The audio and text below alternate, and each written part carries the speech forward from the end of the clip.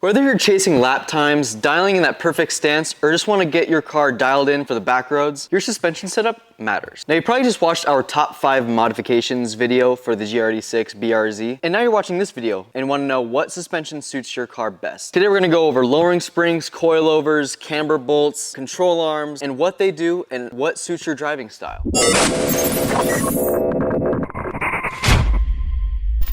If you're new here, my name is Caden at 86SPEED. First thing on our list would have to be lowering springs, camber bolts, and sway bars. Now, if you watched our previous video on GR86 BRZ, we installed some Super Pro sway bars. These are actually his stock sway bars, so we go fully in depth into sway bars in that video. I'll leave a link right here. But essentially, sway bars won't change your car's looks, but it will drastically change your car's handling. If you like the comfortness of your stock suspension, but want to have more grip through turns, sway bars are a perfect solution for you. Basically, what they do is they connect both sides of your suspension together like a bridge. When load goes to one side of the car, the sway bar transfers that load to the other wheel, allowing for less body roll through turns. And along with sway bars, there's also end links. End links are very important to go along with your sway bars because under harsh cornering and you have your stock end link, it can end up binding against your coilover and your control arm. So we have a video here of when we installed the Super Pro short end links to our GR86. Now say you're going through turns and you still don't have enough grip, whether you need better tires or you need camber bolts. This is the SPC camber bolt. Now this is a very cost-effective modification that you can do to your car. You can dial in your camber settings to about 2 degrees. You take your old one out, you put the new one in, you get in alignment, and you can have almost up to 2 degrees of camber. Now camber isn't just for looks. When you are going through turns, all of that load goes onto one side of the wheel. And with the camber bolts, it flattens out the tire, allowing you to have more grip. But if you want a cost-effective but functional part, this is a perfect solution for you. Now say you got your sway bar, you install the camber bolt, but you want the car to look a little bit different. Now we have a couple of different options. We have lowering springs, or you can replace the entire coilover itself. Now if you're on a budget and you like the comfortness of your stock suspension, but want the car to look a little bit lower, lowering springs are a perfect solution. This is the stock coilover, and now what it is, obviously you have your strut, you have your coil here. So what you'll do is you'll compress the spring, undo the top bolt, take the top hat off, take the spring out, put the spring in, and put it back in your car. The Megan lowering springs lowers your car about 1 inch all the way around, which isn't drastic, but it gives your car a subtle look, and you get to keep your stock struts. Now say if you want more adjustment and you want the car a little bit lower, or even if you want to go full stance, we're gonna have to drop this whole entire strut, and you're gonna have to go switch to coilover. This is the Teen Flex Z coilover. With coilovers, you can adjust your height adjustment with ease, and you can even have more camber adjustment up front. If you want to dial in your suspension, coilovers are a great start. Now, if you're running minimalistic camber and you're not super low to the ground, you should be fine. You're gonna have to get a couple more things. This is the SPC adjustable lower control arm. Now, basically what this is an OEM control arm with camber adjustment. There are a lot of options of control arms on our website, like Cusco, SPL, Voodoo 13, Megan, or Blocks. Now, whichever one that you choose, you'll be able to adjust camber and dial in your suspension a lot better. So this is the SPC lower control arm, and this is the camber adjustment with it. You have these slots back here, and this is your camber adjustment along the back. This isn't to tighten it, this is your adjustment nut. Now, like I said, this is like the OEM control arm, so you're not gonna get too much camber adjustment, but just enough